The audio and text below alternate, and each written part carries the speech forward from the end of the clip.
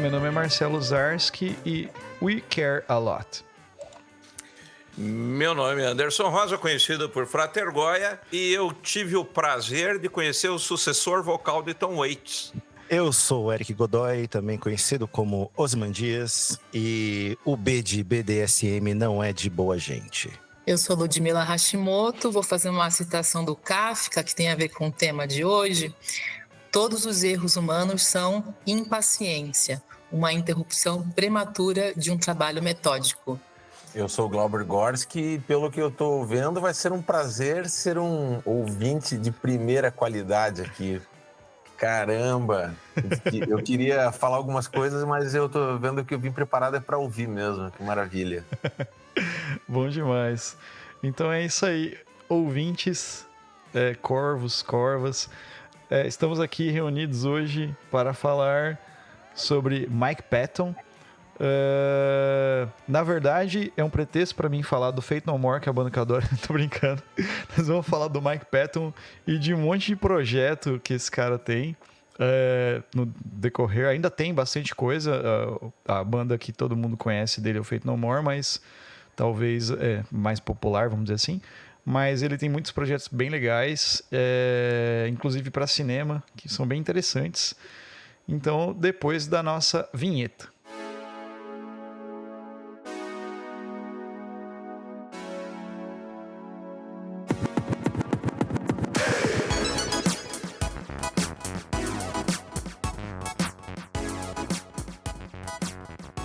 E eu queria colocar aqui que eu chamei a atenção, convidei vocês, né, para gravar esse episódio, porque acho que Lud tinha comentado do Mike Patton e o Glauber também tinha comentado alguma coisa do Mike Patton também.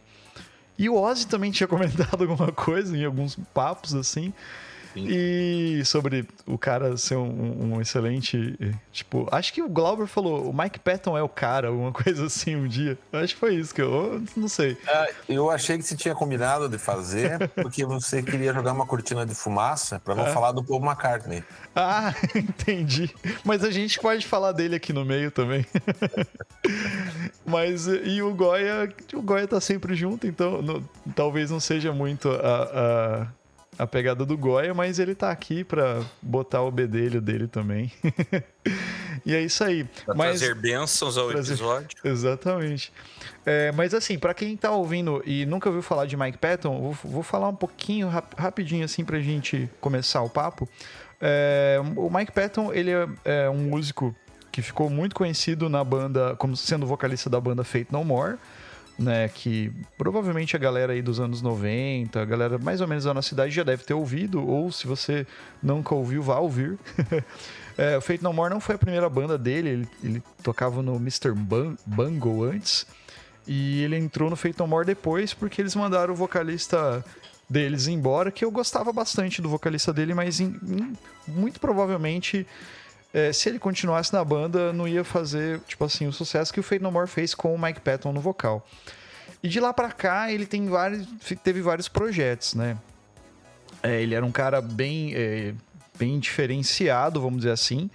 E desses projetos, assim, vou citar Fantomas, Peeping Town, que eu tava ouvindo agora há pouco, o Mr. Bungle.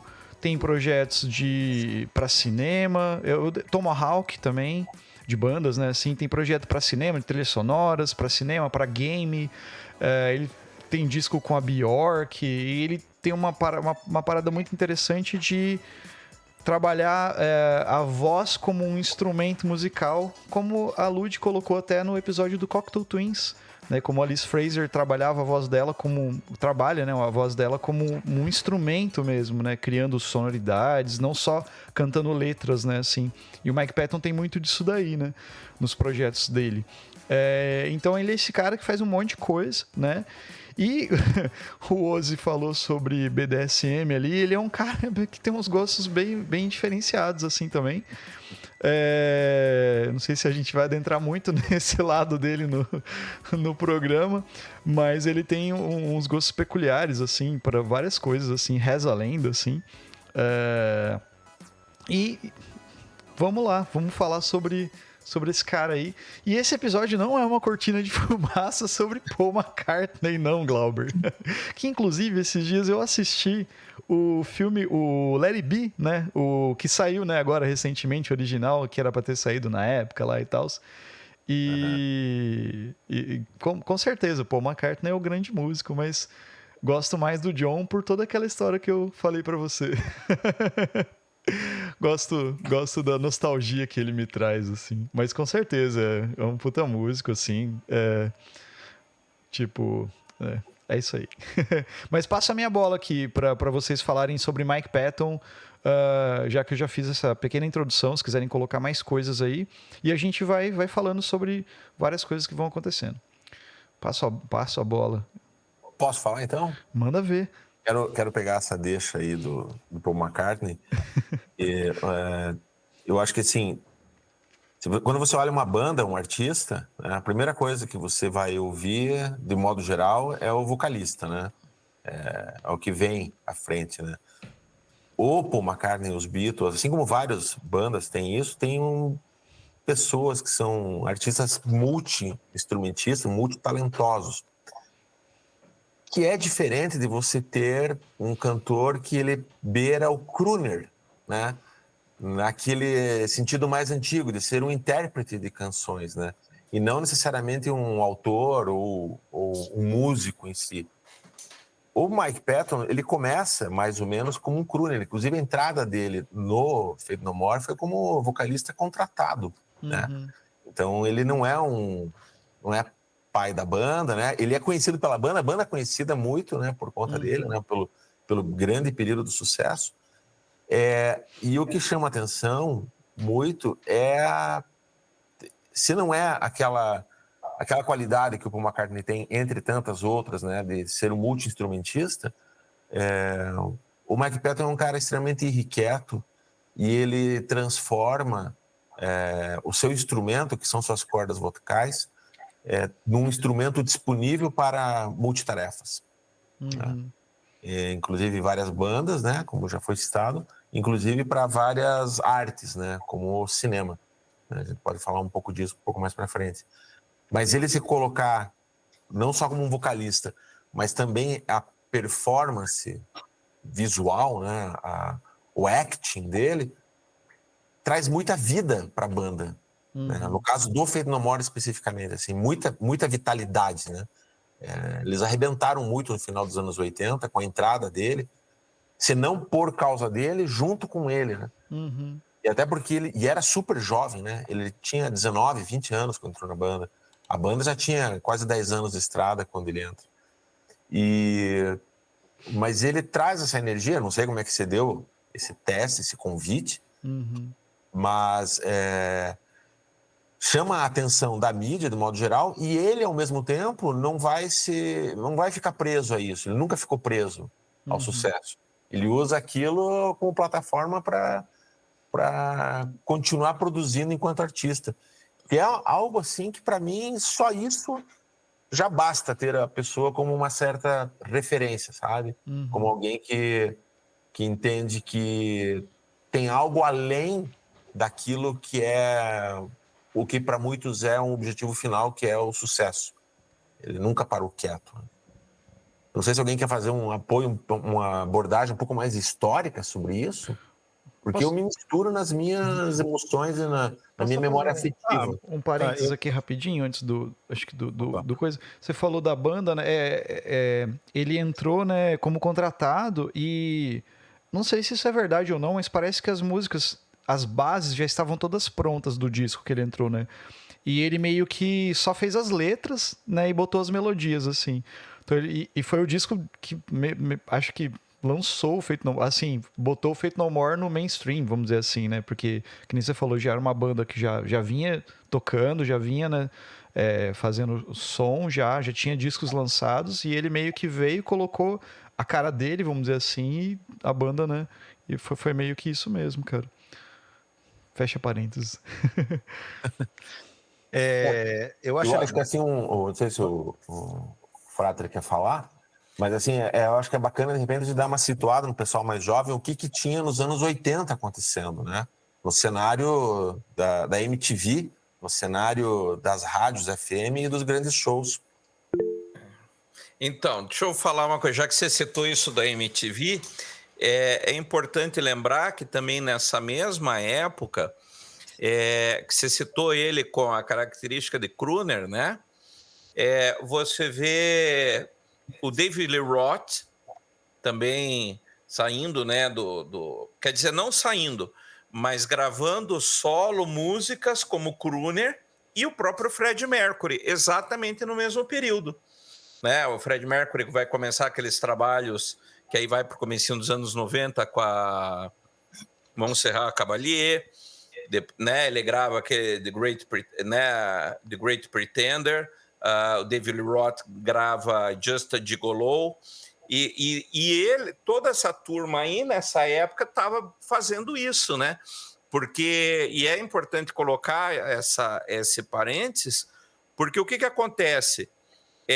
O rock estava extremamente desacreditado. O rock era uma coisa assim. Primeiro que todas essas bandas, o próprio Iron Maiden, tudo era tudo rock farofa, Scorpions, etc. Então os caras falaram: não, vamos mostrar que a gente consegue transitar para uma coisa mais alto nível, né? E mostrar que a gente não é só cantor de 3 acordes, a gente vai mostrar qual é a nossa qualidade de músico. E acho que ele entra nessa deixa aí. Ele se encaixa nessa linha. Vai, Ozzy. Não, podem até continuar. Eu queria só falar um pouco da história do próprio Mike Patton, né? Como que ele, de criança, chegou ao Faith No More. Né? Porque ele era uma criança meio prodígio, assim, de imitação. Ele imitava todo mundo perfeitamente na família. Então, os pais dele deram um disco com sons de pássaro. E ele começou a imitar os pássaros perfeitamente, né? E aí ele entrou na escola e formou uma banda chamada Gemini. Foi a primeira banda do Mike Patton, antes do Mr. Bungle. Depois ele montou o Mr. Bungle e em 89 ele foi convidado para entrar no... O pessoal do Faith No More pegou a demo do Mr. Bungle e chamou ele para tocar. E ele, no começo, ele meio que recusou, porque ele queria terminar a literatura.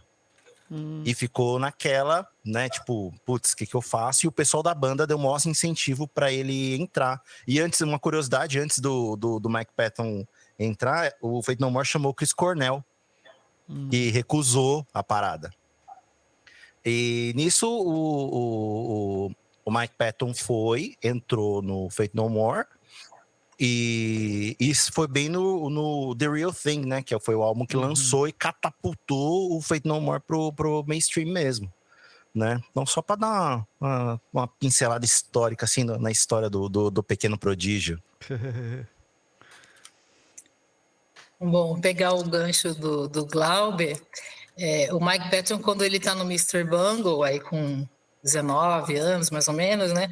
Ele é chamado para fazer um teste no Faith No More e ele parece ser uma pessoa que ele entra em qualquer projeto e ele faz toda a diferença. E aí, para a gente investigar melhor como essa diferença na letra, no arranjo, de uma forma muito não estudada, né? Ele nunca estudou realmente música, diferente da maioria dos colegas dele, né, que são mais virtuosos. Ele acaba sendo virtuoso mais no feeling e na maluquice, como ele diz, né, vai experimentando. Acho que esse prazer por experimentar, né, que ele tem, que acaba se destacando. Mas é engraçado que é difícil a gente saber exatamente a contribuição de cada artista nos projetos, porque se o artista é muito modesto, a gente precisa aí de um biógrafo, de alguém para investigar e mostrar.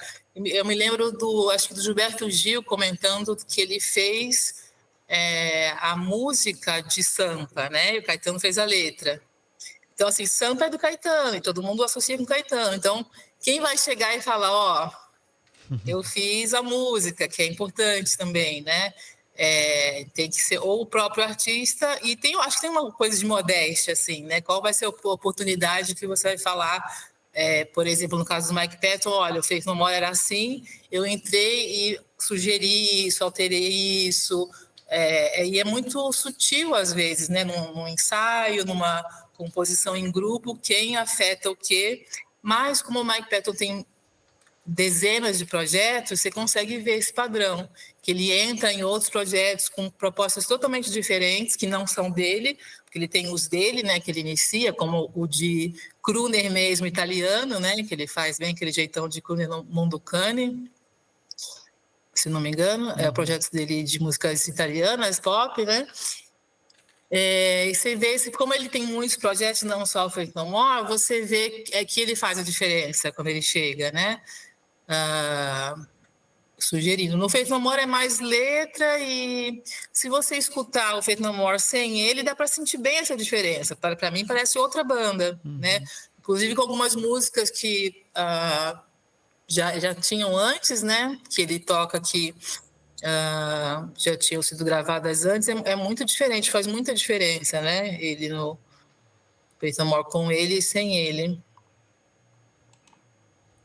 É verdade. E uma coisa que eu acho legal nele, eu estava ouvindo, porque ele não é o tipo de artista que eu parei para ouvir assim, e daí eu falei, vou dar uma sapeada para ver o que o cara tem como um todo, assim, né? Então eu fui ouvindo várias coisas bem puladas, assim, de propósito, até para entender isso, né? Como que foi a evolução do cara e tal. E é impressionante porque, assim, é a versatilidade dele, não é à toa que ele tem o apelido de Homem das Mil Vozes, mas como ele me lembra, eu até brinquei na minha frase no começo, o próprio Tom Waits, com uma atuação performática, assim, ele faz muito performance, ele brinca muito com a voz, que é o que o Glauber falou, ele é o verdadeiro intérprete, né? E assim, o que eu acho interessante nessa característica dele é que ele é diferente de um Frank Sinatra, por exemplo, que você sabe, quando você larga uma música na mão do Frank Sinatra, você sabia o que ele ia entregar, né? Ele ia botar a marca do Frank Sinatra na música e você não tinha dúvida que aquilo ia ser interessante. Ele, na verdade, ele dá brecha para a música e ele se amolda a música. Então ele diz, a música está pedindo isso. E ele vai lá e entrega.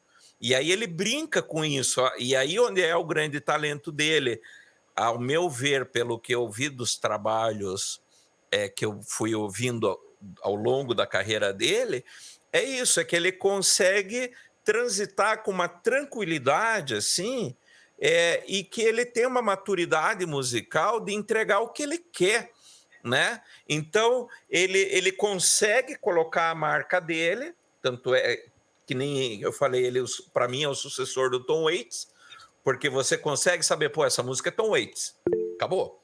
Isso é Tom Waits.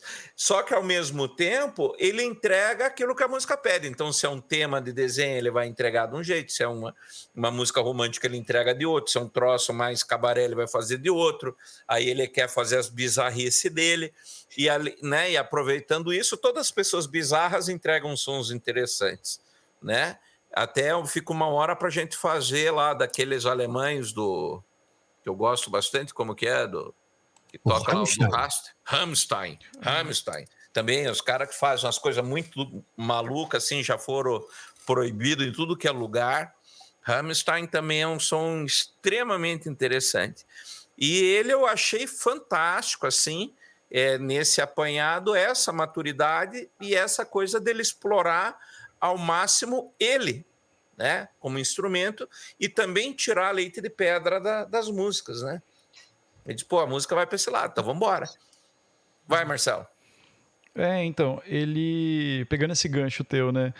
E o que o Glauber falou no início, ele é muito versátil, realmente, né? Ele se encaixa... ele consegue se encaixar no que o projeto está precisando, sabe? Assim... se você... A Lud citou lá o projeto de música italiana, acho que é Mondocane, eu acho que é isso, né mesmo? Dele, né? Esse projeto eu já sabia que ele tinha, mas eu não parei para ouvir muito, não. Fui ouvir um pouco mais hoje, assim, para mim conhecer algumas mais coisas.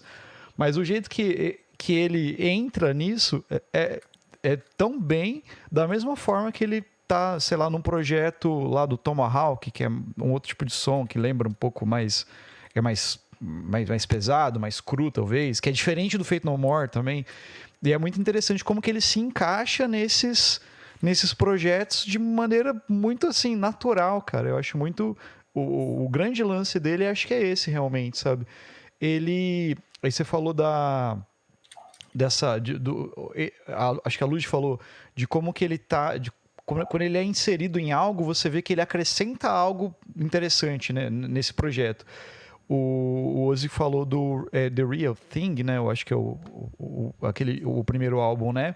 Esse primeiro álbum, né? Ele entra como um músico, vamos dizer assim, contratado para somar nesse projeto, faz as letras, interpreta, canta. Quando vem o segundo álbum, que é um dos que eu mais gosto, que é o Angel Dust, né? Porra, aí você vê... Aí nesse álbum você vê que é o processo, que ele tá fazendo parte do processo criativo. Porque além das letras, ele faz parte da música também. Não era só entrando na banda, né? Aí você vai vendo que o negócio vai para outro lugar, que daí dá a impressão de que ele colocou a cara dele realmente na banda. E para mim, os outros álbuns só vão... Assim, eu gosto mais desse, mas os outros ainda são bons. Só vão melhorando, só vão ficando mais a cara, né? Acho que tem o King for a Day depois, do Faith No More, né? E o Ash, que tem Ashes to Ashes, Album of the Year. Que você escuta cada álbum desse, não tem nada a ver com o outro. Não tem nada a ver com o primeiro, que é o Real, com ele no vocal, que é bom pra caralho, mas que é uma pegada bem início da MTV, né? Do que tava rolando na época, clipes, né? Bombando e tal.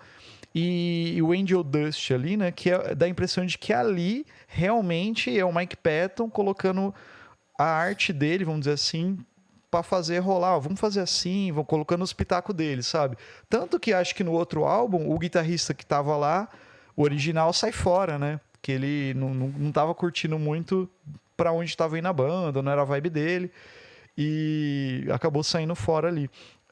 Então acho assim, ele é um cara que vai se encaixando com muita naturalidade nos negócios, talvez por causa desses outros projetos que ele tem, que ele gosta de estar fazendo, que são muito diferentes, talvez por esse lance que o Ozzy colocou, desde pequeno ele prodígio, experimentando coisas, querendo, sabe, tirar leite de pedra, como o Goya colocou ali, mas tentando fazer coisas assim, talvez por isso, né, ele é bem inquieto, né, nesse sentido.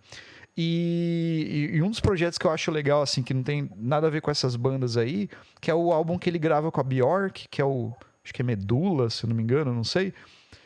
Que ele é convidado para fazer vozes no álbum, que é um álbum dela que é gravado só com vozes. Não sei se vocês estão ligados. Acho que é Medula o nome, não sei. Que tudo que tem no álbum são voz fazendo uma cama de... como se fosse um coral, sei lá, e ela sintetizou algumas coisas e tal, mas é tudo feito com voz. E ele tá lá para fazer umas vozes muito bizarras, assim, umas coisas bem diferentes, assim, que eu acho sensacional. Daí ele se encaixa desse jeito tão bem que o negócio, tipo assim, você fala, meu, o que ele tá fazendo, sabe? Ele parece um didgeridoo cantando. Manja aquele instrumento australiano que fica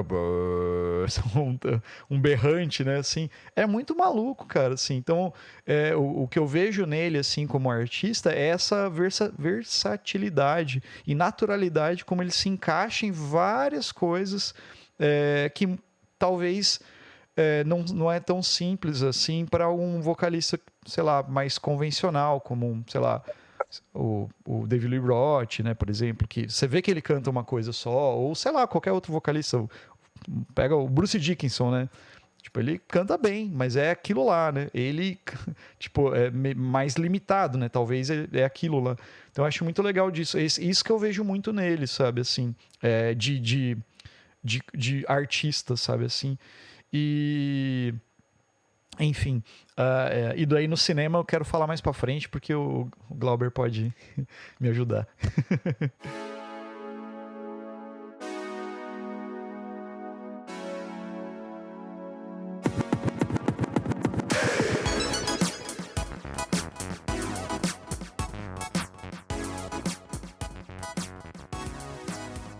Eu queria fazer um gancho no que o Goya falou. Na verdade, no episódio do Cocteau Twins, a gente falou sobre ouvir de fone e não ouvir de fone, né? Eu fiquei pensando muito nisso, porque até uma ouvinte do podcast depois falou, concordo com o Goya, que Cocteau Twins não é para ouvir de fone. Eu fiquei surpresa, né, com essa opinião, mas faz todo sentido, realmente. Quando o Goya fala do performático, né, que você vê o Mike Patton no palco com o Faith No More, né, ele faz uma dança, entre aspas, totalmente específica, né, dele, e é como se fosse... Ele canta com o corpo inteiro, né? Então, imagina que aqueles movimentos que ele faz, malucos, né, inesperados, ajudam ele a alcançar tons, alcançar timbres diferentes, né? Então, é como se ele... Essa participação do corpo todo, acho que é importante na música dele, contribuem para o som, né? Eu fiz uma associação meio estranha, inversa, com a questão de escutar de fone, escutar com o corpo todo e cantar paradinho, segurando o microfone e cantar fazendo aqueles movimentos. Ele explora os movimentos e as posturas, né, do corpo, tanto quanto explora os timbres, né, e os tons. E o Marcelo usou a palavra artista, né? Que eu acho que é isso que, quando você comparou com o Bruce Dickinson, ficou mais claro para mim, que eu acho que um músico que se destaca é um músico que, em primeiro lugar, é um artista, né? Então, acho que o Mike Patton, ele é muito artista, porque... puxando também um fio dos episódios daqui sobre produção musical, os produtores falaram sobre um discurso, né, uma narrativa, o conceito, mas eu gostei mais da palavra discurso, que cada banda tem. É como se, por exemplo, o Bruce Dickinson, ele tem um trabalho solo também, mas essa mentalidade de banda, né? Então, minha banda é o Iron Maiden, então eu tenho que fazer tudo desse jeito e não mudar muito, os fãs não podem estranhar muito o som. O Mike Patton tem essa liberdade. Se você fala com Faith No More, cada disco é uma coisa diferente, assim como cada projeto dele é bem diferente, né, um do outro. Então, acho que o Mike Patton, ele é interessante porque ele é, acima de tudo, um artista, né? Então, ele tem uma inquietude, né? O que eu gosto? O que vai me dar prazer? Então, eu quero uma coisa complexa, uma coisa intensa. Aí, depois, ele grava o Commodores, a Easy, né? Que é uma coisa que é inesperada. Então, quando vocês estão querendo colocar a gente numa caixinha, a gente faz o que ninguém espera que a gente vai fazer por prazer, né? Ele vai seguindo esse prazer, mas acho que ele é capaz de entender discursos diferentes e muito profundos, né? Então, às vezes ele monta, por exemplo, acho que teve uma reunião do Mr. Bungle que ele chamou umas pessoas para tocar, então as pessoas não entendiam, não sei se é o Tomahawk ou o Mr. Bungle. Ele convidava o baterista, muito bom, virtuoso, mas o baterista não sacava o discurso daquele projeto. E aí não conseguia tocar do jeito que faria sentido. Aí trocava de baterista, o baterista que sacava a linguagem daquele disco, aí ficava. Então, acho que tem essa sensibilidade, né, de não ficar com aquela mentalidade de banda. Então, estou no Iron Maiden, o som do Iron Maiden é assim. Tem o chefe, né, o Steve Harris, que se cuida para que a coisa não expanda, não se transforme. E aí compõe, turnê... como é que é? Compõe, grava, faz turnê, compõe, grava daquele mesmo jeitinho, né? Acho que o Mike Patton sai dessa mentalidade de banda, né?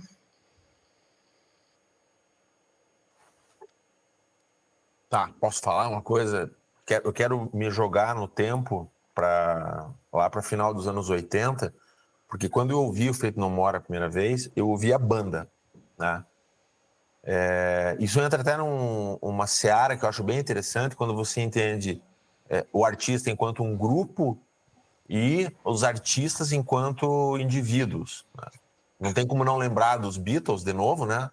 Sobre esse olhar, porque ali é uma riqueza muito maior, cada um é um universo, né? Alguns universos maiores, outros menores, mas os quatro eram universos de suas próprias artes, né?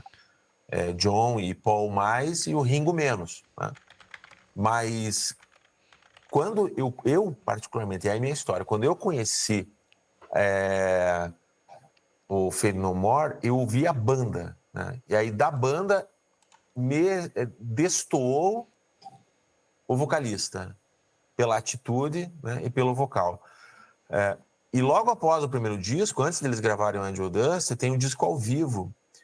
E aquele disco ao vivo, o Live at Wembley, acho que né? Ele... Cara, deu uma energia sensacional.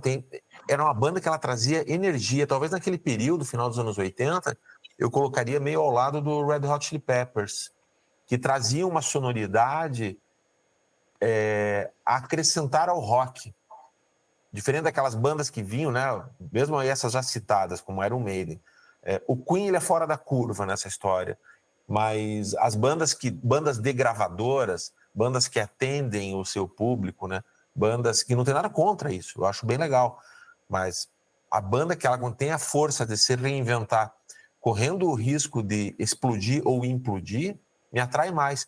E o Faith No More tinha essa energia. Já quando vai para o Angel Dust, você vê que não tem nada a ver, tanto que não foi um sucesso comercial, né? Era uma turnê que eles estavam abrindo shows do Guns N' Roses, do Use Your Illusion, acho que também turnê do Metallica eles estavam abrindo, não estavam simpáticos, e é um disco, o Angel Dust, muito curioso, porque na época, na revista Bis, saiu uma resenha que me chamou a atenção de uma forma tão forte, que foi do André Forastieri, e ele fala que o Angel Dust é o álbum que decreta o fim do Faith No More, porque a banda implode mesmo ali. Eles produzem, depois, naturalmente, na história, outros discos, mas não tem aquela força porque o mercado não consegue acolher.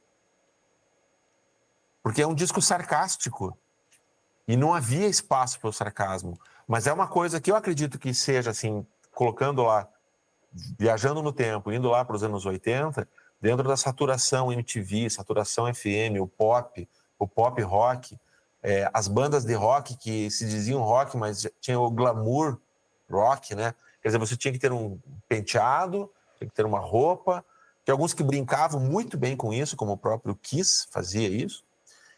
Mas isso proporciona um cenário para acolher bandas que trazem uma sonoridade mais rica, como o Faith No More e o Red Hot Chili Peppers. E eles vão... É uma leitura minha, né? Uma leitura histórica, assim. Para mim, eles vão revelar, vão antever aquilo que vai acontecer no começo dos anos 90 com as bandas grunge, com Nirvana, com, né, Alice in Chains, com bandas que... ou mesmo depois as bandas, como é que os novos punks, lá, os The Offspring, né? Que são bandas que trazem uma energia muito grande. É uma energia que sobrepõe a melodia. Então, eu me inserindo naquele período, olhando isso, eu fui ver que dentro desse grupo do Faith No More tinha essa saliência chamada Mike Patton. E aí eu fui atrás de outros trabalhos dele e fui descobrir o Mr. Bungle. E aí, quando eu descubro o Mr. Bungle, cara, minha cabeça explode, assim. Eu falei, que som é esse? Que não cabe nos FMs. Não passa de um rock and roll, bem sinceramente, mas namora de um jeito tão interessante com aquilo que o pessoal gosta de comparar o Mike Patton com o Frank Zappa. Eu acho que tem um pouco de exagero até nisso. Mas essa sonoridade do Mr. Bungle, ela meio que vai autorizar um tanto essa comparação.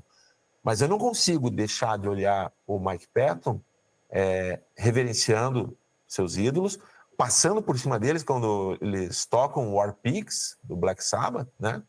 Trazendo uma outra energia. Mas eu não consigo deixar de olhar para eles sem estar vendo à distância The Doors.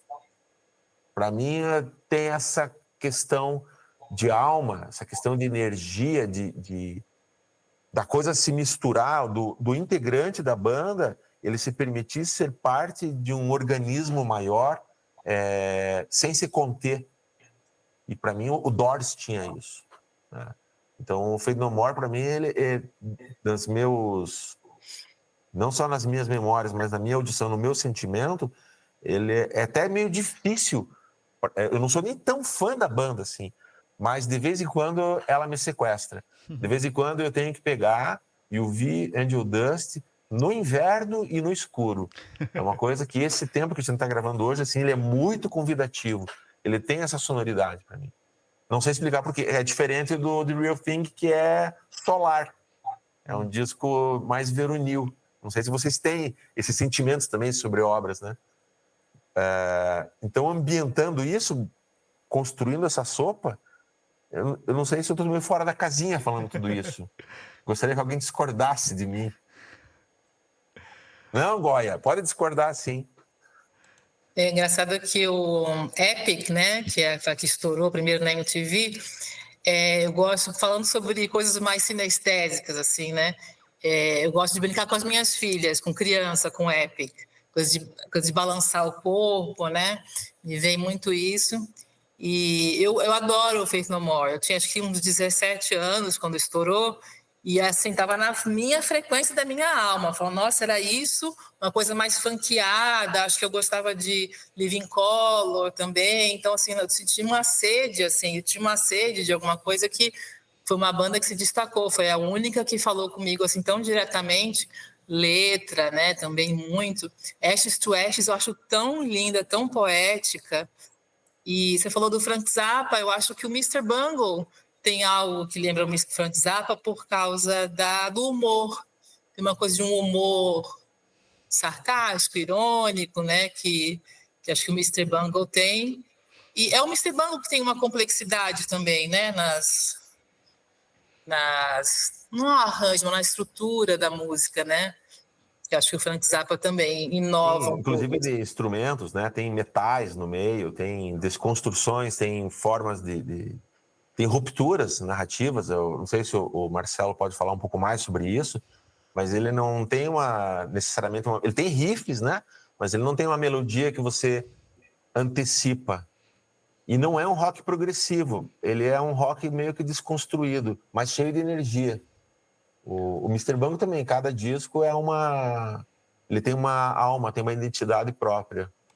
Eu escutei, É muito louco, eu né? Tem um escutei cara que costura pouco. tudo isso, e você tem essa identidade dele, mas de verdade não são bandas do Mike Patton. Uhum. Eu escutei E ele não é pouco. vocalista dessas bandas, ele é parte integrante. É uma Exatamente. coisa meio que de sentimento. Não sei se é combinado esse jogo entre eles. Eu acho que ele é meio, ele é assim, cara. Eu escutei pouco o Mr. Bungle, cara, mas o que dá pra ver que você percebe no som, que eu acho que o Ozzy conhece um pouquinho mais que eu, é tipo assim, que o som ele não é muito linear, sabe, no Mr. Bungle. Por exemplo, Faith No More, você tem uma estrutura canção, né? Estrofe, refrão, às vezes um solo, um riff e tal. E o Mr. Bungle ele já é mais bagunçado, sabe? Que é uma outra vibe. Eu não sei, eu acho que o lance de comparar um pouco com o Zappa seria no lance de ser meio vanguardista, sabe? De ser meio bizarro, num sentido, sabe? Assim, mas musicalmente eles são bem diferentes, assim, sabe? Né? Pensando em estrutura e tal. Fala aí, Ozzy. Assim, vendo entrevistas do Mike Patton, a gente percebe que é o seguinte, ele sempre se entrega ao projeto. Ele sempre está aberto a aprender e desenvolver com o projeto de acordo com o que aparece para ele, né? Eu vejo o Faith No More como o underground do grunge, sabe?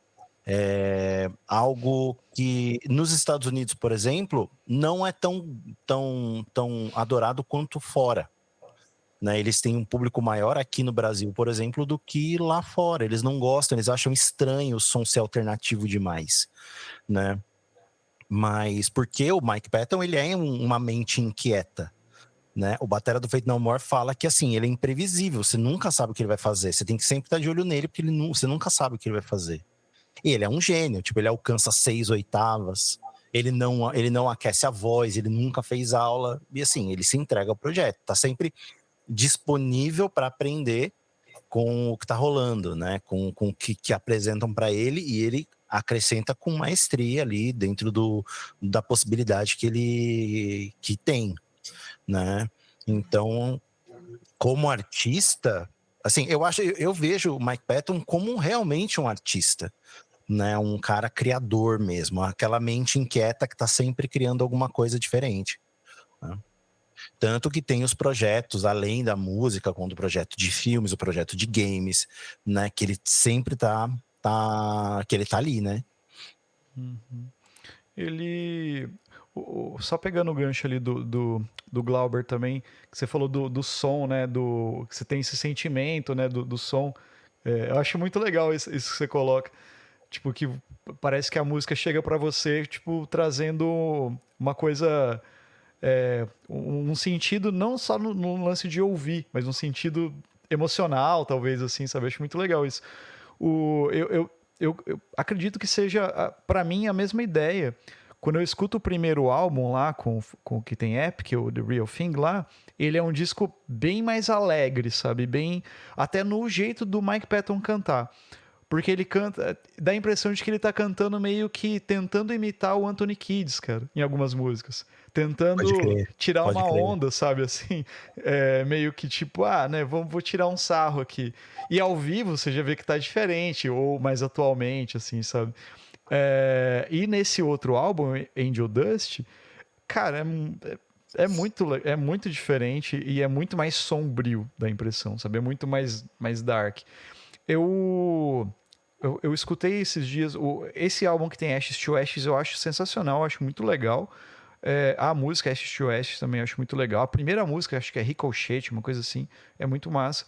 Mas eu escutei esses dias o último álbum de estúdio que eles lançaram, que é o Sol Invictus. Acho que em 2015. A banda eles meio que lá em 98, 99, não lembro direito, eles meio que pararam, né, ficou um hiato aí de um tempo, mas assim, parou porque o Mike Patton tava em um monte de outras coisas, fazendo um monte de coisa e deu prioridade para essas outras coisas. E eles voltam, meio que se reúnem, fazem uns shows, voltam e lançam esse álbum, né, o Sol Invictus, que é muito legal. Tem uma faixa que chama Super Hero, se eu não me engano, que é uma das mais conhecidas ali, que é meio single e tal. Mas o álbum bem legal, um pouco diferente também do que tava sendo feito. E meio que a banda, uau, né? Vamos aí de novo, né? Só que daí ele...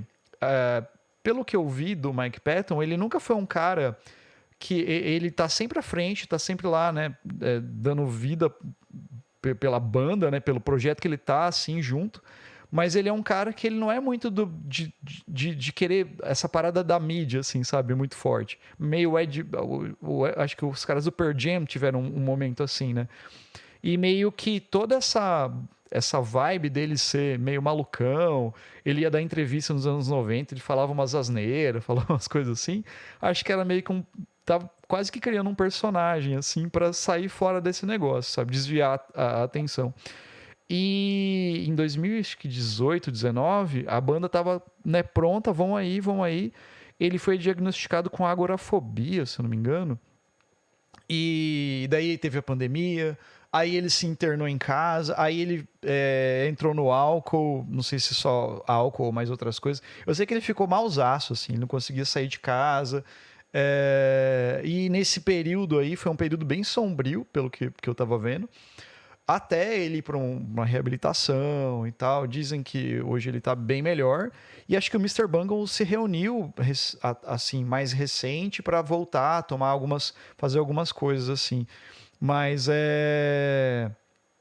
eu acho que todas essas coisas, né, que a gente sente, né, com a sonoridade e as coisas que ele vai colocando, me passam essas sensações, né, que o Glauber estava colocando, sim. E eu acho que um pouco também por causa dessa entrega dos artistas, no caso dele, né, mas da entrega dele com o projeto. Automaticamente, acho que o projeto que ele está inserido fica vivo, fica uma coisa muito diferente. Então, essas sensações, eu acho que elas são muito reais mesmo, assim, sabe? O Angel Dust mesmo, eu tenho mesma coisa. Eu gosto de ouvir ele. Eu não escuto Faith No More muito, assim. Eu gosto muito da banda, acho legal, mas não é a minha banda de escutar sempre. Mas de vez em quando eu paro pra ouvir, e engraçado que é meio que sempre numa época que a gente tá vivendo assim agora, sabe? Dá a impressão de que esse álbum me traz uma coisa meio, sei lá, meio melancólico, ao mesmo tempo meio sombrio, meio que tem que ouvir nessa época, tipo no frio, tomando um whisky, qualquer coisa, sabe? Uma coisa assim, sabe? Então me dá essa sensação. E o outro álbum é um álbum solar, um álbum pra você escutar no verão. Não sei, o Red Hot Chili Peppers me lembra isso, sabe? Essa sonoridade feliz, alegre, sempre, vamos aí, molecada, adolescente, sabe? Coisa assim. Tanto que eu gosto de Red Hot pra caramba, mas eu gosto daquele outro guitarrista que morreu, Esqueci o nome dele. Antes do John Frusciante. Eu acho o John Frusciante incrível quando ele entra, o som da banda fica foda, mas dá a impressão de que os caras foram ficando muito malucos, daí, sei lá, daí lançaram o Californication, que é uma volta. Eu falei, porra, que legal, Californication, massa, voltei a ouvir. Depois do Californication, pra mim, pra frente, parece que é tudo um... Não sei, parece que é tudo igual. Parece que tudo eles tentam soar igual ao Californication, sabe? E a coisa mais legal que eu achava deles, na época do Californication, é que o John Frusciante e os caras estavam um pouco se fodendo por o que eles tinham gravado. Por exemplo, o Frusciante ia tocar os solos das músicas, era tudo diferente, ele improvisava, fazia o solo de uma nota só, ficava um tempão tocando, e meio que, acho que a galera que era fã na época tava esperando, agora ele vai fazer o solo, e o cara fazia outra coisa que não tem nada a ver. E o Faith No More tem isso pra caralho ao vivo também, que eu acho muito legal, sabe, dessas experimentações, sabe. Enfim, eu rodeei, falei um monte de coisa aqui. Eu tenho lembrado da rixa entre o Faith No More e o Red Hot, mas eu falei, não vou nem comentar, que essas rixinhas, né, são bobagem, assim, não vale a pena, mas você trouxe de novo o Red Hot, né? Então parece que no começo teve assim, esses rumores de que o Mike Patton imitaria, né, estaria imitando, ele estaria imitando o Red Hot, e aí eles não gostaram, e também alguma coisa na turnê, que eles foram abrir um para o outro, aí o outro fez alguma coisa ou falou alguma coisa, não vale a pena, né? Alguma briguinha ali, e aí ficou isso. Tem até um vídeo de um show do Faith No More, em que eles tocam imitando, de uma forma caricatural, ridicularizando o Red Hot. O Red Hot é muito caricaturizável, né? Aquele jeito que eles têm de dançar e de fazer. Mas eles têm essa coisa em comum, que é o que eu chamo de um som funkeado, que eu sou leiga, né? Mas que quando me chamou a atenção o Faith No More, eu associo um pouco com o Living Colour, e que é total, né? O Flea tem essa coisa mais... esse swing, assim, que não tem tantas... Poderia ter mais bandas com isso, mas eu não me lembro. Vocês lembram de alguma outra banda que tem isso... Essa coisa meio tem influência do soul, né? Assim, funk, essas coisas assim. Vocês falaram do Red Hot, mas quando eu ouço o Epic, por exemplo, que é bem... tem uma voz mais característica, eu já associo com Ugly Kid Joe. Sim. Entendeu? Para mim, isso é muito mais parecido do que Red Hot. E eu acho que Ugly Kid Joe tem uma pegada mais funkeada da época. Porque eu acho que a transição dos anos 80 para os anos 90, antes do grunge, a pré-grunge, eu acho que tinha muito disso. Né? Esse som mais funkeado mesmo. O Mother Love Bone também é uma das bandas de... assim, que depois originou o Pearl Jam, né, os caras, né, fizeram até uma homenagem pro cara que se matou lá, que morreu e tal. Mas tem o Spin Doctors, que é a música bem conhecida deles, é aquela Two Princes, que, né, todo mundo ouviu uma vez nas novelas da Globo. Mas era uma banda que é interessante, tem esse lance mais funk também. Eu só conheci um álbum deles que tem Two Princes, que é a Pocket Full of Kryptonite, uma coisa assim, que eu tenho em vinil. Mas eu tenho um álbum deles ao vivo, Spin Doctors Live at não sei o que lá, que eu ouvi milhões de vezes. E esse álbum ao vivo era foda, porque eram os caras tocando ali, baixo, guitarra, bateria, o vocal, tinha umas músicas que tinha flauta transversal, tinha improviso pra caralho, e essa vibe meio funk, meio soul, meio diferente. É que assim, o Faith No More, né, e essas, eu acho que ele vai além disso daí, ele tem influências disso. Ele tem lá a sonoridade meio soul, meio funk, mas que você vê ali, por exemplo, nesse álbum que tem Epic ali, mas que você vai ver mais outras coisas depois no Angel Dust, no King for a Day, que tem uma música que chama Evidence, que eu acho muito legal. Que tem uma pegada meio soul, não sei, meio soul, é diferente, assim, é bem interessante, assim, as guitarras com wah-wah, com um negócio assim. Evidência? Evidência, né? Evidências. Tipo Chitãozinho Chororó? Evidências. Versão bem diferente. Mas eu acho muito legal, mas eu acho que eles vão um pouco mais além disso, sabe? E diz a lenda, eu já até vi coisas do Mike Patton falando que não tem nada a ver, e que eles não gostam de ser rotulados dessa forma, que foi uma das bandas que influenciou aquele movimento do final dos anos 90 ali, que é o New Metal, né?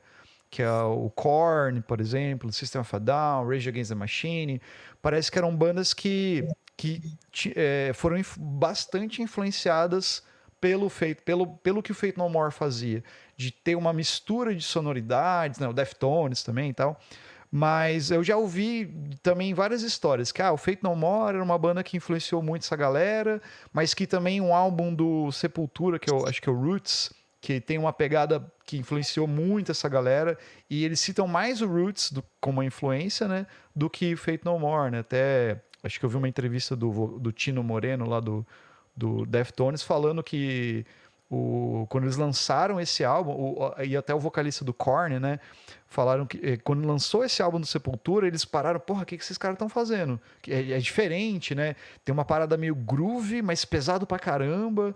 E realmente, você escuta o álbum, se você tira o vocal gutural o tempo todo e coloca um vocal mais, sei lá, um pouco mais suave, você tem um disco de new metal, assim, umas experimentações, umas coisas bem groovadas, assim, mas que não rolava na época, né, assim, ali naquele período. Então, eu acho que o Faith No More vai um pouco nesse sentido, sabe? E realmente o Ozzy colocou o Ugly Kid Joe ali. Eu conheço bem pouco dessa banda, mas lembro um pouco mesmo, cara, essa sonoridade.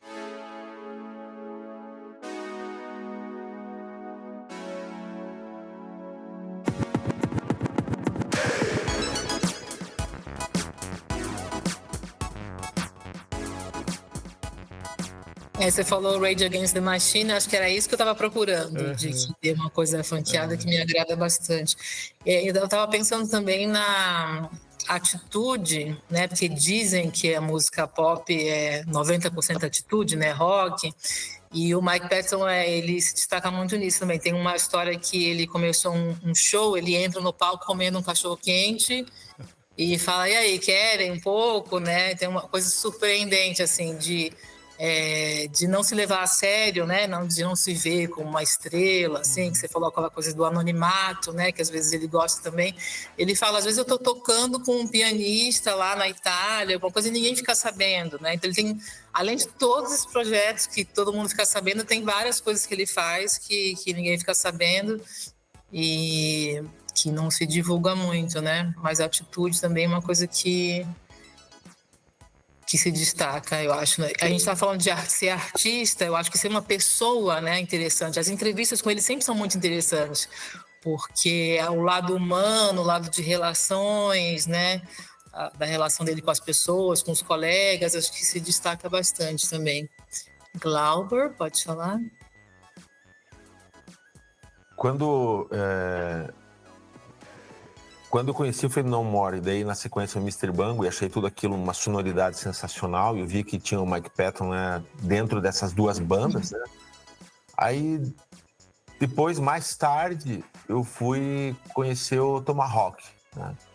Que tem um som legal pra caramba também, sabe? Tem umas músicas legais, Flashback, God Hates a Coward.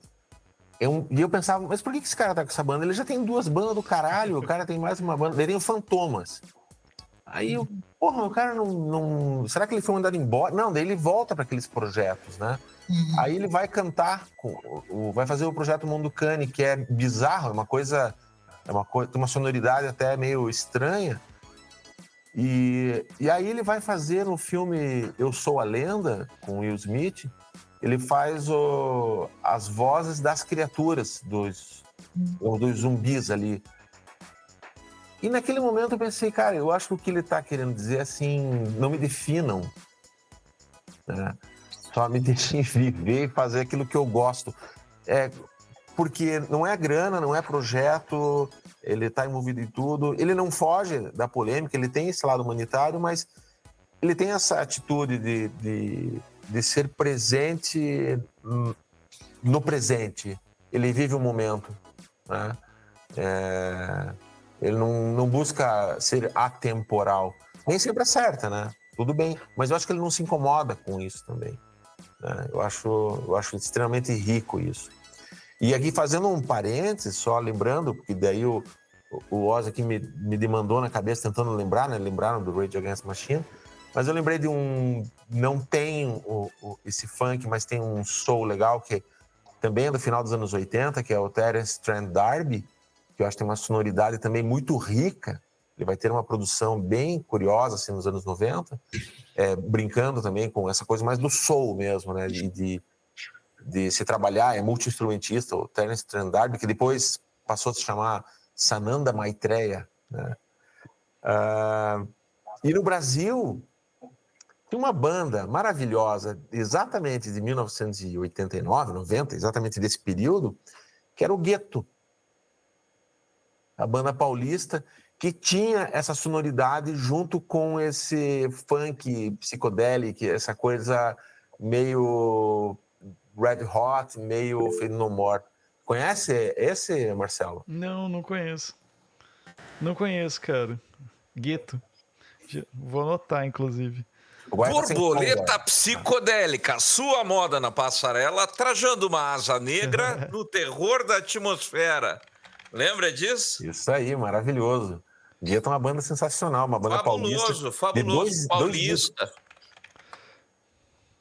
Eu queria comentar uma coisa também, que eu estava falando sobre a atitude, sobre o anonimato e não encaixar no papel de estrela, né? Que ele podia, mil vozes, se fazer de estrela.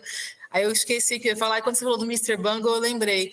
Tem um lado, eu acho que o Marcelo deve conhecer bem esse lado, do músico, que é um lado de disciplina, de ralação, de estudar, de ter medo de errar no palco, de estar sendo filmado, por exemplo. No show você dá umas erradas, ninguém vê, o pessoal tá bêbado lá, sei lá.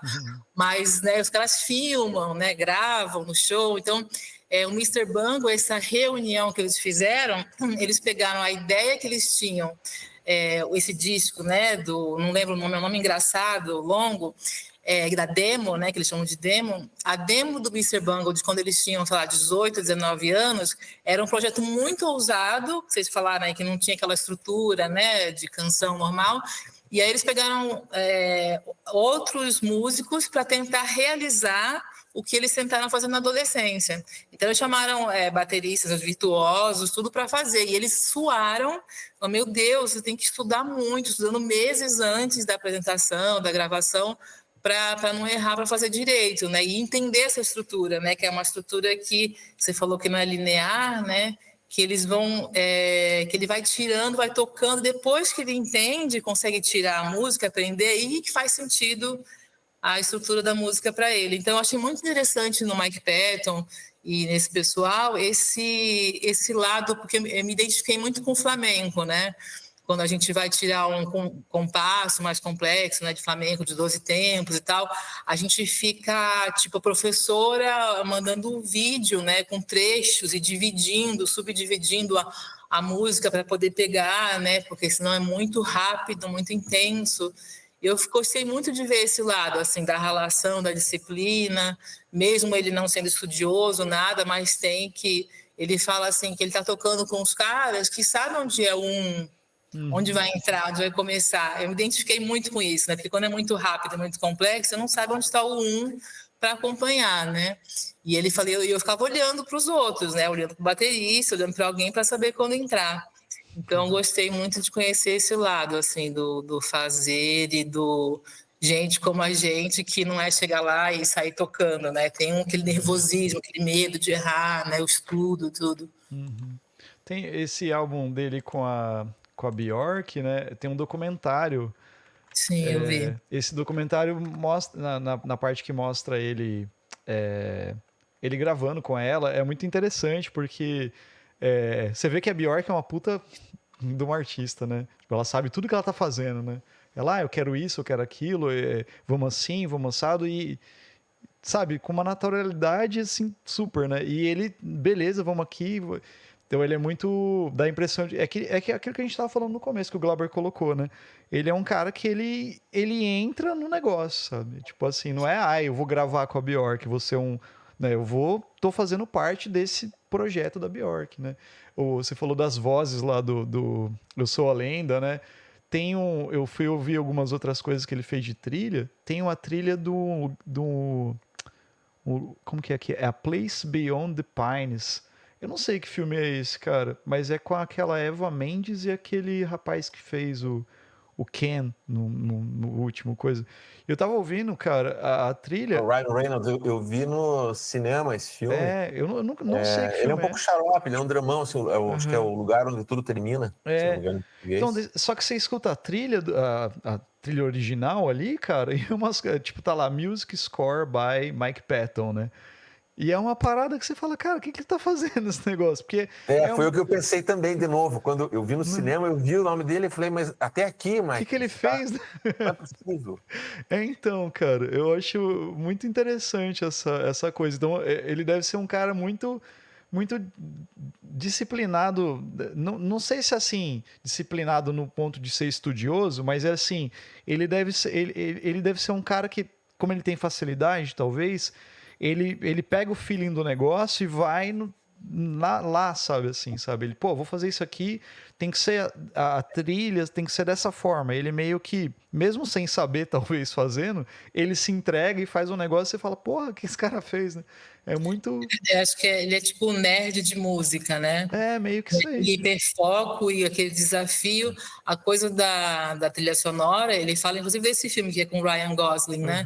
Ele fala que é muito chatinho, muito trabalhoso, porque cada vez que muda alguma coisa ali no roteiro, na edição, eles mandam de volta para ele para alterar a trilha. Então, qualquer mudança ali do outro lado, né, da produção do filme, tem que voltar e modificar na trilha também para encaixar certinho, né? Uma coisa assim. Então, um trabalho que, tipo, tem não dá muito destaque, né? Só quem prestar atenção ali nos créditos finais que vai ver, mas é bem trabalhoso, bem cansativo, né? Mas você vê que a pessoa faz por prazer. E ouvindo o Glauber falar, me veio muito assim, eu estava pensando nele como artista, como pessoa, e tem um lado de espiritualidade, né? Falar, isso aqui está expandindo, que está no presente, que está se preocupando muito, não todo o tempo, mas você sente de vez em quando, preocupação com a comunidade, né? A relação de amizade que ele tem com os outros músicos, de respeito, né? Tem uma coisa assim de conexão honesta, né? Tem uma certa coerência nisso tudo. Então tem um lado espiritual. Acho que isso que atrai a gente, no fundo, talvez, né? Pode ser. Pode ser mesmo. Eu só quero colocar um negócio que acho que a Lud trouxe, né, de novo, mas foi que o Goya comentou do episódio do Cocteau Twins, de ouvir com fone lá, né, e tal. Acho que a Lud até passou a ouvinte o comentário dela para mim ver, achei muito legal. Até para pontuar para o ouvinte, né, quando o Goya fala, né, sobre isso, né, escutar com fone, ou escutar a música porque o som, né, vem... a gente não está falando daquela caixinha JBL pequenininha. Pois é. Né? A gente está falando de você ouvir num som mesmo, sabe? Se você tem... o Goya tem um equipamento de som na casa dele que é sensacional. Então, assim, a experiência que ele vai ter ouvindo, né, ali vai ser totalmente diferente do que você... né? E se você for escutar com um fone muito bom, né? Assim, um fone que você consiga realmente ouvir, né? Não vale um foninho de celular, né? Tem que ser um fone legal. Porque são experiências diferentes, né? A música por exemplo, eu tava ouvindo um álbum do Mike Patton aqui antes da gente gravar, que é o Corpse Flower. E é muito interessante escutar com um fone, porque o som fica... Ele faz... Tem som saindo pra tudo quanto é lado na tua cabeça, assim, sabe? Imagina também ouvindo isso num som legal, grande, assim, sabe? Então é mais pra colocar pro ouvinte sobre isso, né? E lá a gente falou do Cocteau Twins, né? Quando você escuta, né, a música ali no fone de ouvido, você vê várias coisinhas acontecendo que, lógico, num sonzinho comum você não vai perceber, né? Então é nesse ponto, ouvinte, nesse ponto que a gente tá querendo dizer, tá? Então, um bom fone, um bom equipamento de som, você vai conseguir ter uma experiência muito boa. Né? E se não tiver, escuta do jeito que você conseguir, mas ajudaria. Né? Tem uma questão. Opa, fala aí, Goya. Não, é que essa coisa do fone mesmo versus alto-falante e tal, é porque na realidade é uma questão de acústica, é um fenômeno de física, né? Porque na realidade o seu corpo, ele reverbera. Então, quando você ouve com fone, eu estou vendo se eu acho, inclusive, um vídeo que eu vi um cara explicando muito bem sobre isso. Porque mesmo que você pegue aqueles alto-falantes 8D e não sei que o pessoal tem agora a mania de botar, né? Som 8D. Na realidade não tem, porque o som 8D que os caras fazem é botar um efeito de phaser que faz um pan de um lado para o outro e acabou, né? E aí, nossa, o som deu volta. Não dá, porque na tua cabeça, por mais que o fone esteja aqui, você não tem uma sensação efetiva corporal. Porque muito da sua percepção do som, e isso quando você ouve uma orquestra ao vivo, uma banda ao vivo, ouve um disco num equipamento com caixa grande e tal, que é o que o Marcelo falou, né? Uma de cada lado da sala, etc., que aí influencia inclusive a posição sua em relação às caixas, é que o seu corpo ele forma uma caixa de ressonância. Então, principalmente o peito, né? Que você tem órgãos ocos dentro de você. Então, quando o som vem para você, o seu corpo vai vibrar. E quando ele faz isso, você tem uma percepção sonora, mas ao mesmo tempo física, né? Não apenas aqui na cabeça. Então, não se dá aqui, se dá por todo o corpo, né? E isso é o que faz toda a diferença. Então, quando você ouve... o Glauber lembra, inclusive a gente se conheceu nessa época que eu fazia restauração de disco de vinil, e eu tenho trabalhos maravilhosos que eu fiz de vinil, que você ouve aquelas trilhas sonoras dos anos 50, sabe?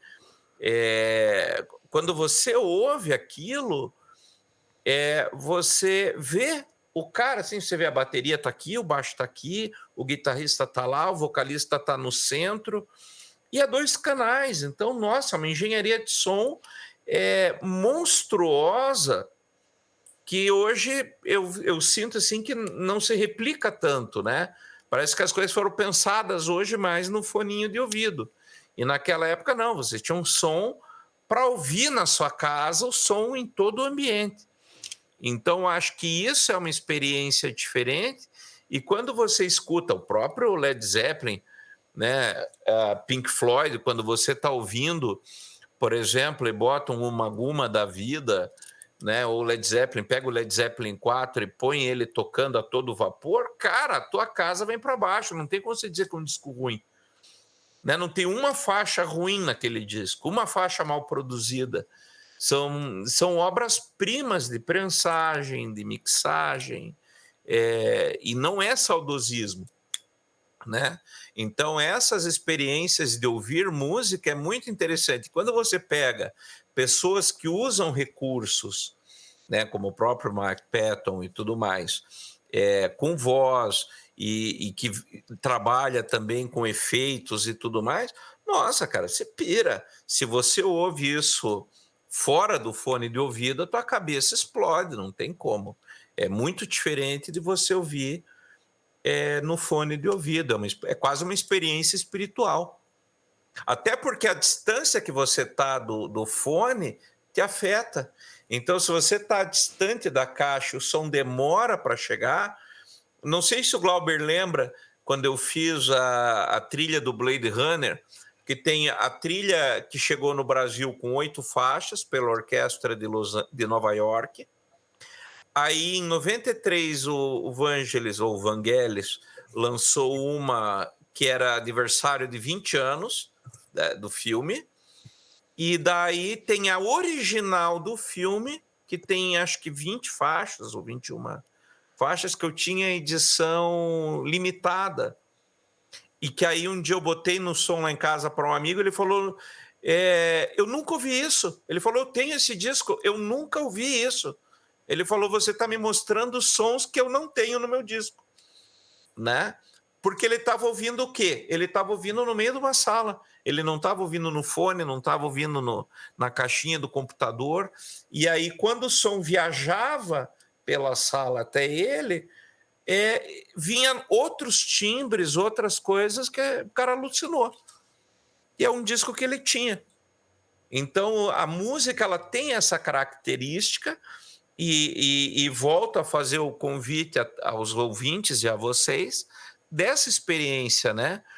que você ouvir, às vezes, essas pessoas... Por exemplo, o Screaming Jay, né? Aquele que faz I Put Spell on You, né? O Screaming Jay Hawkins. Nossa, aquele cara é um monstro também. Você vai ouvir um LP dele, você vai pirar, cara. A tua cabeça vai explodir. E ele vai bem na pira do Mike Patton também. É o outro que interpretava, né? É outro maluco, assim. Então, acho que vale a pena, quando a gente ouve música, a gente tentar pegar tudo isso, né? Porque normalmente a gente pensa, é uma banda engajada, não é uma banda engajada.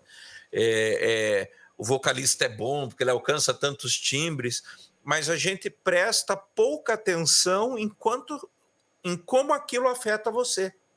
Como o Glauber e o Marcelo falaram, ouvir a música no frio, ouvir a música no verão, ouvir tomando chocolate quente, ouvir bebendo um uísque, fumando charuto ou cachimbo, né? Então são experiências diferentes que você vai ter de percepção, inclusive da própria música. Né? Desculpa aí, falei demais, chega. Vou fazer um pequeníssimo adendo, que tem um hexagrama do Sting que fala sobre essa experiência, que é do tambor, né, do som tambor, e a gente tem isso em terreiro, atabaque, né, o som, a experiência espiritual, que é também o som atravessar o corpo, né?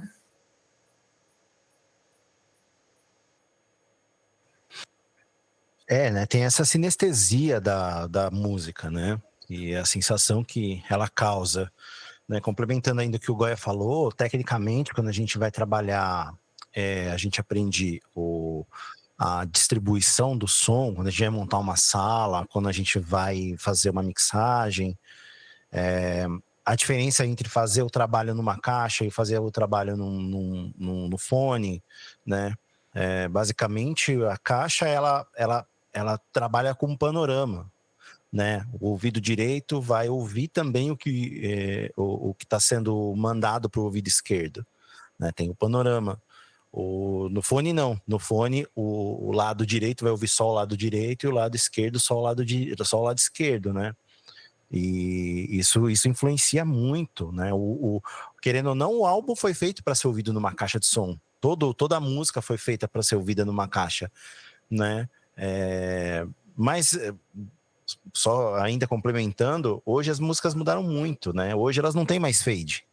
Hoje elas acabam, né? Porque hoje a música está sendo construída para as pessoas ouvirem no Spotify e entenderem que a música acabou. Porque o fade sempre dava aquele gostinho de nossa, né? Tá indo para vir uma próxima música, né? Uma emendava na outra. Não, hoje as músicas vocês podem perceber que elas terminam, para as pessoas entenderem que elas acabaram, né? E tem essas construções técnicas que a gente procura trabalhar nas músicas, né? E sim, tem também. Tanto que quando você está num evento muito grande, quando um carro de som passa, aquele grave bate no peito da gente e dá até tontura, né? Então tem a música, a vibração é uma coisa muito louca, né? É um trabalho incrível, né? Esse lance que o Goé falou, eu faço até meio pensando uma analogia e até já deixando uma deixa aqui para um episódio sobre isso que eu vou falar. E já fique o convite aqui. Que é igual quando você vai ver um filme no cinema e você vai assistir um filme na tua casa, vamos dizer assim, sabe? A experiência que você tem, vai assistir Duna no cinema, por exemplo, né? Ainda mais, por exemplo, numa sala de cinema que tem IMAX e outras coisas, né? Que já vai ficar uma experiência muito maior, mas assim, a experiência que você tem no cinema, vendo um filme pra cinema, vamos dizer assim, é muito diferente da experiência que você vai ver em casa. Tipo, Oppenheimer, né? Tipo, a parte do som, tudo, sabe? Aquele que ganhou melhor som, Zona de Interesse, se eu não me engano, eu não vi no cinema. Eu vi em casa, porque aqui não veio pro cinema. Mas eu falei, porra, esse filme aqui a gente tinha que ter visto no cinema, porque o som dele é muito foda, sabe? Então deu pra sacar um pouco dessa relação, quando você falou de escutar música, escutar dentro de numa caixa, num negócio, né?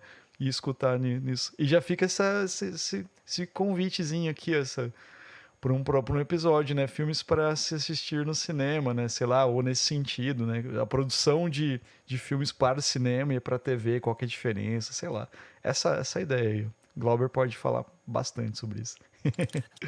Ô, Goiá, deixa eu Oi, só pode falar. fazer 2 adendos. Isso aí você pode cortar e pôr no final se quiser. Eu vou precisar sair, tá? Porque eu vou ter que buscar minha esposa em São Paulo e vai uma viagem meio longa. Mas eu queria falar 2 curiosidades. A primeira, Mike Patton é palmeirense, por influência dos irmãos Cavaleira. E a segunda curiosidade, Mike Patton fez um show vestido de umbandista, vestido de malandro, né? Em homenagem aos fãs do Brasil e em protesto aos fãs tradicionalistas que só usam preto. Acho que eu fui nesse show, foi o de Paulínia. Eu acho que foi de Paulínia. Tocaram flores, né? Isso, o palco tava tipo um terreirão, assim. Foi tipo uma homenagem aos fãs do Brasil. Que massa. Beleza, gente, eu preciso sair correndo, desculpa. Muito obrigado aí a todos. Obrigada. E um beijo e até a próxima. Até, valeu. Então, aproveitando esse gancho que você citou, o Oppenheimer, o que eu ia falar é o seguinte: a edição do filme sonora é maravilhosa. Tem aquele pedaço que eles vão testar a bomba no deserto de Sonora e que o som some e chega a dar vertigem em você, porque ele faz e faz uma concha aquilo, né? Sim. E você tem aquela sensação de subir a serra, né? Que fica aquele ouvido tampado, né? Isso é maravilhoso. Outro filme que tem uma característica similar é aquele... Como que é? Paranormal? Efeito Paranormal? Uma coisa assim? Como que é o nome? Atividade Paranormal, o primeiro. Que ele é um filme que, por exemplo, se você assiste no DVD ou na TV, não tem a menor graça. Agora, quando você liga num estéreo bom ou num 5.1, ele tem essa característica do som também. Então, todas as vezes que vai acontecer algo no filme paranormal, o som muda. Então, você está assistindo o filme e depois aí você fica meio apreensivo. Mas não é uma coisa assim... É sutil. Ele vai indo, aí você começa a ficar meio apreensivo, você fala, cara, vai acontecer alguma coisa. E aí rola. O filme em si é uma porcaria, só que o trabalho da engenharia sonora dele é maravilhoso. É maravilhoso. E faço o convite também.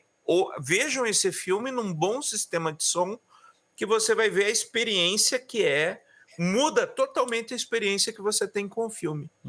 O som pode salvar ou afundar um filme.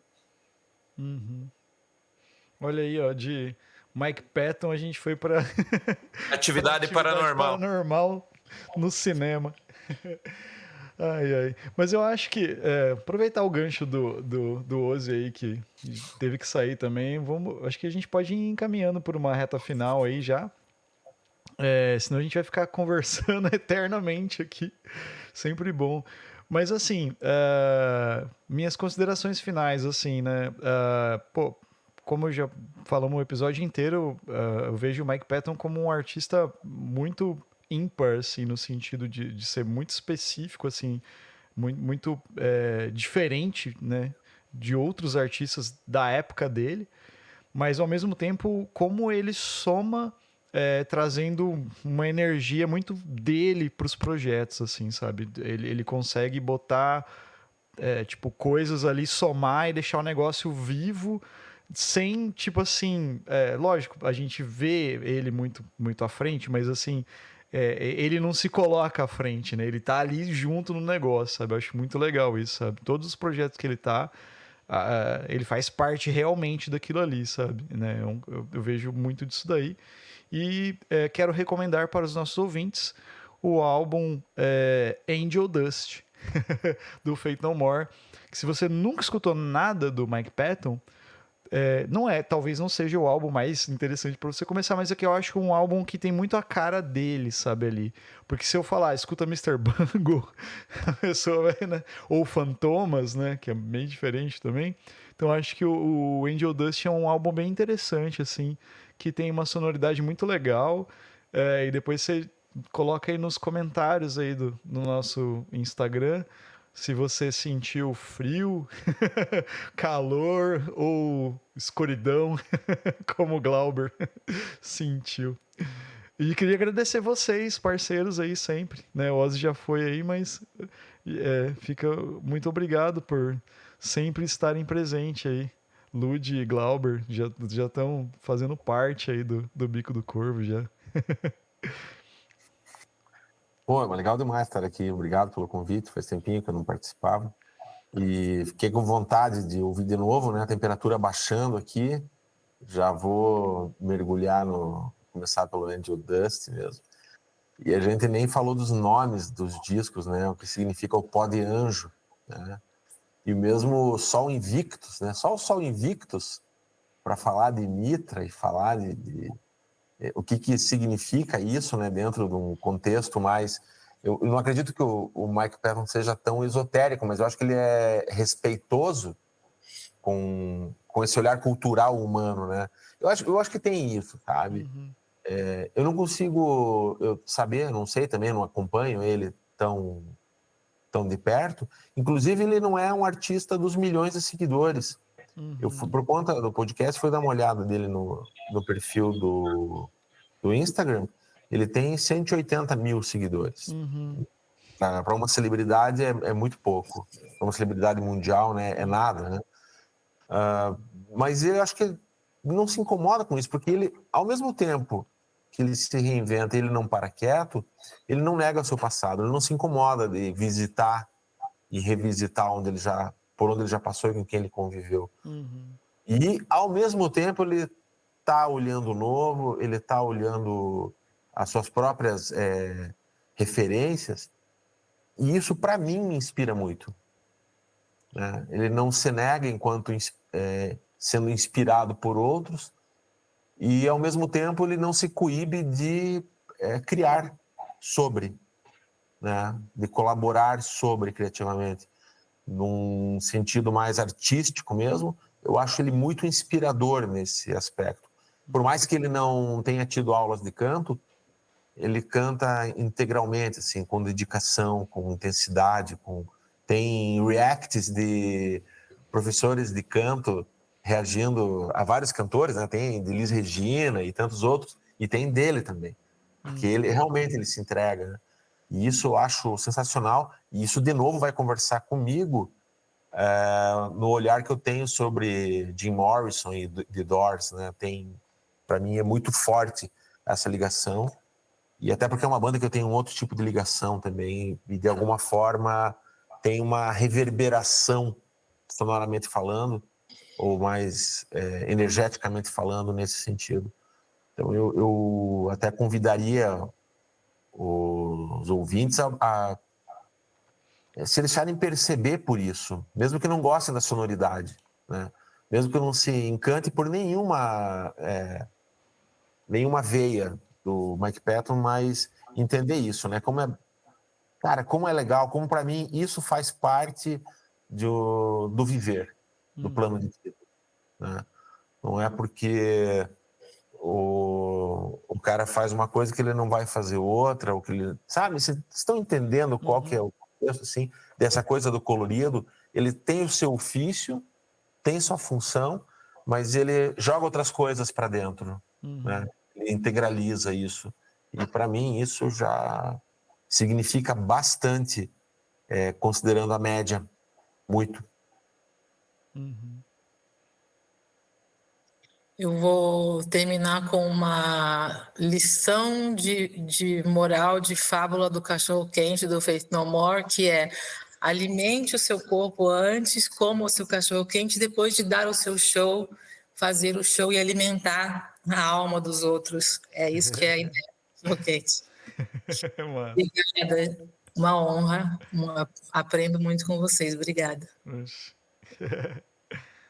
Bom demais. É isso aí. Goia. Não, tudo que eu tinha para falar eu já falei, né? Aí só lembrar pessoal também ouvir Estação Primeira do Gueto. Ah, Estação Primeira. Lembra que foi tema da rádio aí em Curitiba? Olha aí. Gueto, é só Sim, tinha uma rádio em Curitiba com esse nome, inclusive. Gueto. Eu não sei se veio antes da banda ou a banda veio antes da...